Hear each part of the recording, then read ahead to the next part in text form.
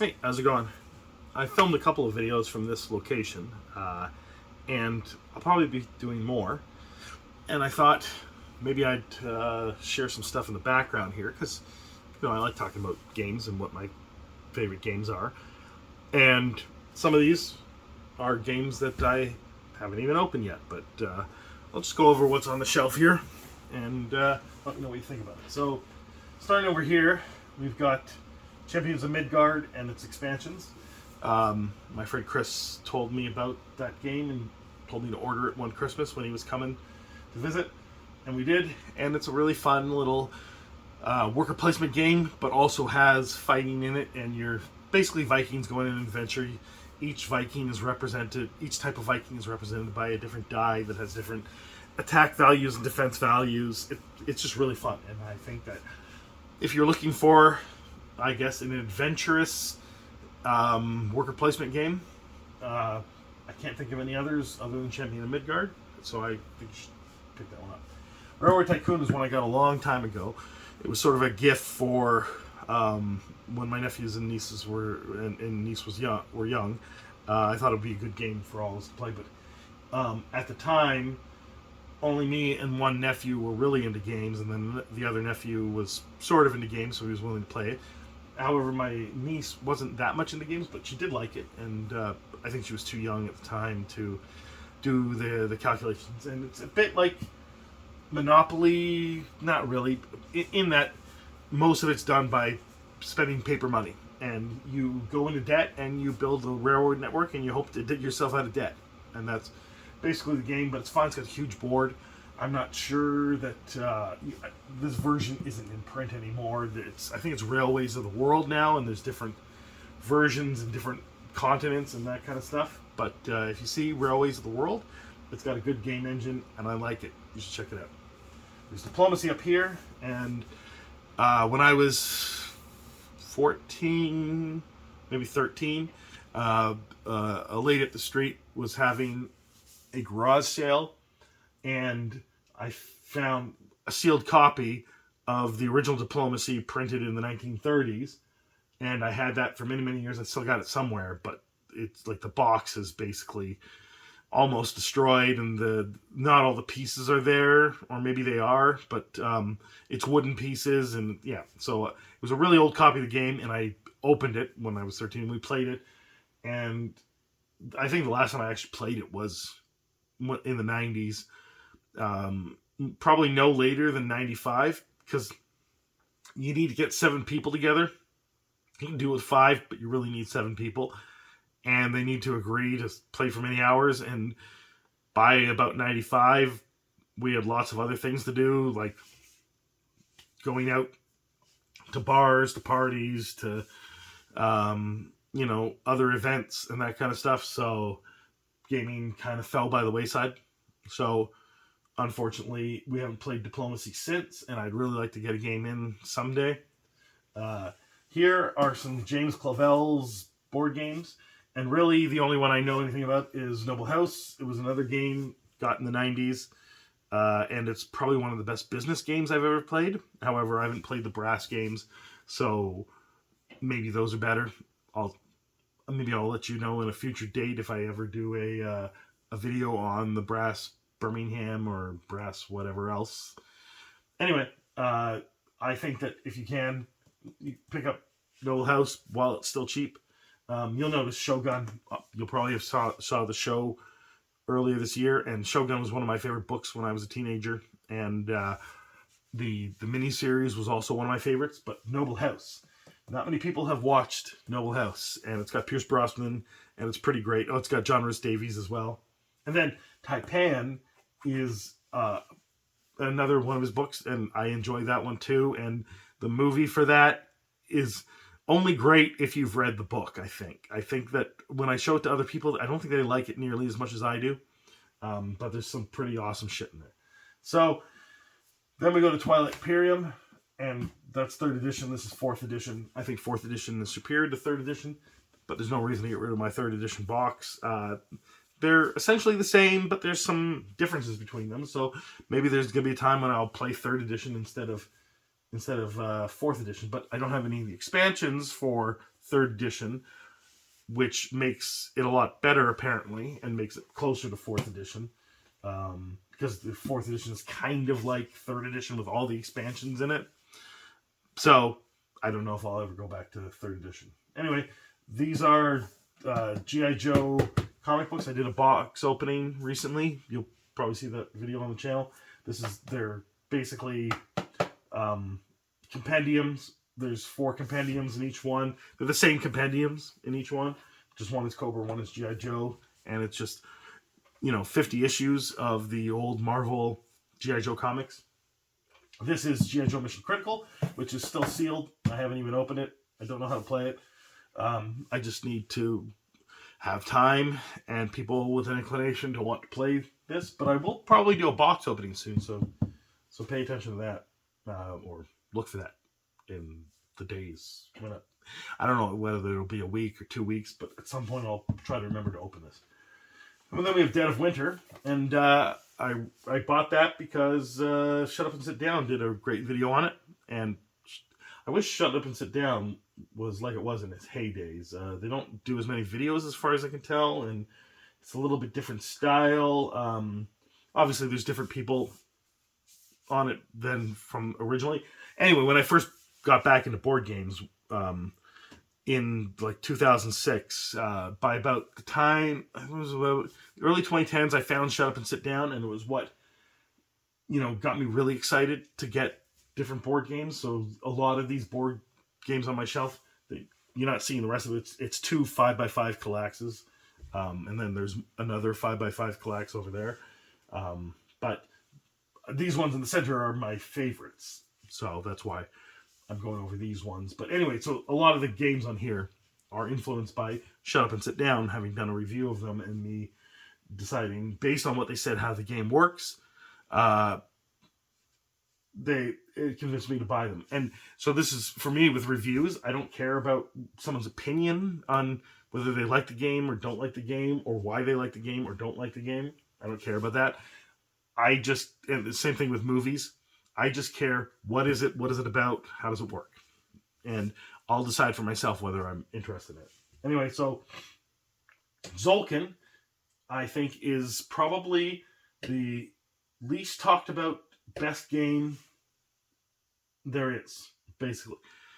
I mean, maybe there's games that are better than Tzolk'in, but everyone talks about them, and I don't see many people talking about Tzolk'in. I should probably do a review of it, but I have that in the Tribes and Prophecies expansion, and it's probably the game I've played the most of, and a lot of it was on Board Game Arena with my friends, Sean and Chris, but I've played it a lot in person too, and it's just a fabulous game. It's worker placement, but with a twist where you're putting it on these gears, and these gears move, so you're kind of calculating when you're going to take off your meeples and when you're going to put them on, and there's a lot of tension there, and then a bunch of different things to do, and there's so many different ways to win the game, and often you're like, I don't even know what I'm doing to win the game at this point. I'll figure it out in the second half of the game. Anyway, I think that if you haven't checked out Tzolk'in, you definitely should. And then down here are the Betrayal at House on the Hill and Betrayal at Baldur's Gate. Obviously, those are some of the most famous board games by now, and, well, especially Betrayal at House on the Hill. And I haven't opened my copy of it because I've played other people's copies of Betrayal. And while it's not necessarily my favorite game, it is a really good game, and depending on the situation, it's situational, basically, when you want to play Betrayal at House on the Hill, because it's not truly like a board game. It's more of a storytelling game, much like Arabian Nights. So I got that when I first got back into board games in 2006. It was in a store in Toronto, and we had decided, let's all buy a board game, and then we'll go back to a friend's apartment in the annex and play it. And that's what we did. We played Arabian Nights. I think that was probably when we first got, someone had gotten Munchkin, and that's what had got us back into thinking about board games, or someone got Munchkin at the same time. Anyway, there were a couple of board games that we played back then, and Arabian Nights was one of them. And then over here, I guess I'll go from bottom to top. Axis and Allies. Those are the first real board games that we played when we were younger. Don't really count Monopoly, Scrabble, Game of Life, that kind of stuff. It was Shogun, now called Samurai Swords, Axis and Allies, Fortress America, all from the same, company making them. And then there were some other board games like was it Fireball Island, but that was earlier, and I think Talisman was also played, and then we were playing Dungeons and Dragons during that time period as well. And Axis and Allies are some of my favorite games. I'm really glad that I got 1914 because I played that at Gen Con. Just as me and my friend were waiting for something to do, so we decided to join someone's, Gen Con gaming thing, one of the events for Axis and Allies, and played 1914. Didn't think it was going to be any good, and then I'm like, wow, this really simulates World War I very well because of you can only make one attack in a territory on each turn, and so you end up with like a trench warfare thing going on. So it's pretty great. And then I have second edition Europe and Pacific to make the full world map, which, I mean, obviously you would get the full world map in the 1942 edition, but it's a much bigger map. So for me, bigger's better. Then there's Dominion, and that was, I think it was a friend of mine. So maybe that's what he got when I got Arabian Nights, was Dominion, I think. Yes. And I remember being blown away by this because it's the first of its kind. It's the first deck building game, and it's pretty awesome. I haven't. It's been years since I played it, and I really need to play it again. But I don't have a group to play it with right now, so it's just on my shelf for now. So then there's Seasons, and I picked that up at Anime North in, I don't know whether it was 2016 or before, maybe it was 2014. It was based on Shut Up and Sit Down's review of it, and I liked the look of it, and I liked enough that it was Magic-like, and then had some interesting mechanics going on with the crystals and the magical energy and stuff like that. So it looked pretty good to me, so I picked it up. My friends, Sean and Chris, have played this game so many times on Board Game Arena, and every time we're on Board Game Arena, eventually they make me play Seasons. And it was one of my, not necessarily my favorite games, but like a game that I thought was really good, but I played so much of it that I don't want to play as much as they do. But it still is really good, and so it belongs in this area. Just I played too much of it. Then there's Radlands, and I've never actually played Radlands, but when I backed the Kickstarter, it just looked really cool, and I just want it there on the shelf. I don't know much about it other than it's this Mad Max colorful thing going on, and I really like that. Star Realms, also haven't played it. My friend Chris told me that I should back the Kickstarter because people really like the video game or the digital version of it, and that the card game is good. It should be good too. So I did, and man, it took forever to get it, but eventually I did, and I haven't tried it, but at some point I will. And then we got War Room by Larry Harris. So Larry Harris is the guy that basically brought us Axis and Allies in the 90s, and this is his, version of Axis and Allies on a circular map, basically. So you're doing the same similar stuff as you're doing in Axis and Allies, and it's more like a globe, and then the pieces aren't necessarily the same, and it looks like it's far more, not intrigue based, but a lot more different types of strategies than the typical Axis and Allies, where you're kind of simulating World War II or World War I. I haven't played it. It's got a huge playmat board. As you can see, it's a giant game. So normally when you're when you're having Calaxes, you're taking out one of the slats for those oversized games. This one required 2 slats being taken out. So anyway, the next one is Terraforming Mars. Again, I think that was Shut Up and Sit Down that did a review of that, and then I also watched other reviews of it. I'm like, yeah, that does look like a game I'd like to play. And when I got it and played it with friends, and it was pretty awesome, and it's become, I don't know if it's my favorite game, But it is definitely, it's probably in the top 10. And I basically backed every Kickstarter and bought every product that has come out at retail for Terraforming Mars. So that's like this special edition box for Terraforming Mars and some other stuff from the Kickstarters. And that's why some of these boxes aren't open, because I haven't necessarily used them. But I have played many games of Terraforming Mars, and I think it's a really good game. Up here is the expansion for Twilight Imperium, Prophecy of Kings. I haven't played with that expansion yet. There's Accidentali's Anniversary Edition. I don't actually like it nearly as much as either Europe, Europe Pacific, or even 1914 or 1942.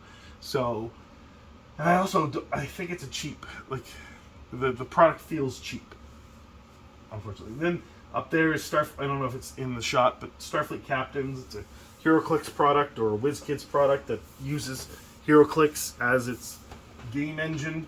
And recently a friend of mine had asked, to see if I could get it at distribution, and I can't.